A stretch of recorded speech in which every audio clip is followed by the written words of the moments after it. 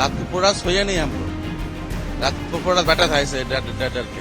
सबका दुकान आग लगा दिया, लूटपाट कर लिया।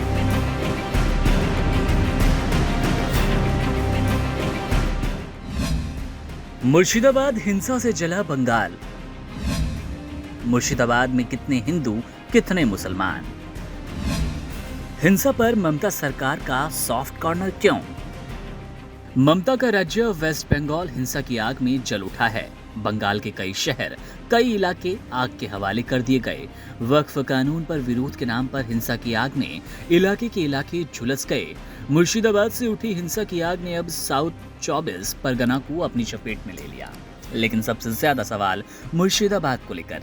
करीब 5 दिनों से जल रही मुर्शिदाबाद को लेकर ममता की तरफ से ऐसा कोई सख्त बयान, सख्त निर्देश नहीं आया जिससे दंगाइयों में डर पैदा हो और हिंसा करने से पहले उनको कई बार सोचना पड़े।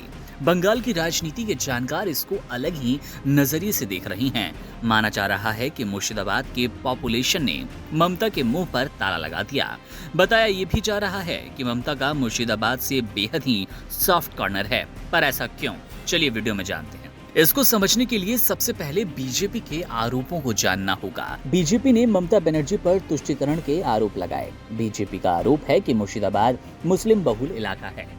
यहाँ की तकरीबन 70% आबादी मुसलमानों की है। इसके साथ ही मुर्शिदाबाद ममता बनर्जी का वोट बैंक है। ऐसे में बीजेपी ने ये कहा कि अपना वोट बैंक को बरकरार रखने के लिए ममता बनर्जी उपद्रवियों के खिलाफ नरमी बरतती नजर आ रही हैं। बीजेपी यहाँ मुख्यमंत्री ममता बनर्जी पर मुस्लिम तुष्टीकरण का आरोप लगा रही है।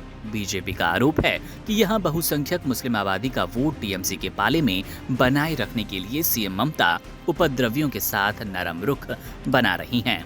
ऐसे में अब एक नजर डाल लेते हैं मुर्शिदाबाद में हिंदू और मुस्लिम आबादी पर।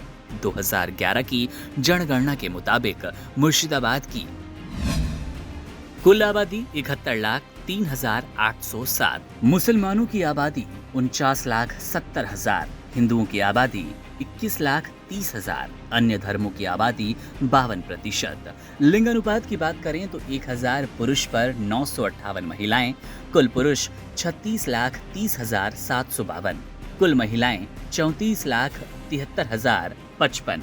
साक्षरता दर की बात करें तो 66.59%। पुरुष साक्षरता दर की बात करें तो वो 69% से ज्यादा यानी कि 69.95%। महिला साक्षरता दर 63.09%। जैसा कि हमने आपको बताया कि ये आंकड़े हैं 2011 की जनगणना के आधार पर। ऐसे में आज की स्थिति देखी जाए तो 14 साल के बाद इन आंकड़ों में भारी फेरबदल हुआ होगा। जाहिर है कि मुसलमानों की आबादी का परसेंटेज और ज्यादा बढ़ा होगा, क्योंकि हिंदू जहां कम बच्चे पैदा करने में यकीन रखते हैं, ये सोच मुसलमानों की नहीं। बहरहाल बीजेपी के आरोप काफी हद तक सही भी हो सकते हैं, लेकिन हम उन आरोपों की पुष्टि नहीं करते। अब पूरी खबर आपके सामने है, तय कर लीजिए मुर्शिदाबाद को जलते हुए देखने के पीछे क्या ममता बनर्जी की सोच केवल वोट बैंक है? अपने विचार कमेंट सेक्शन में जरूर बताइएगा।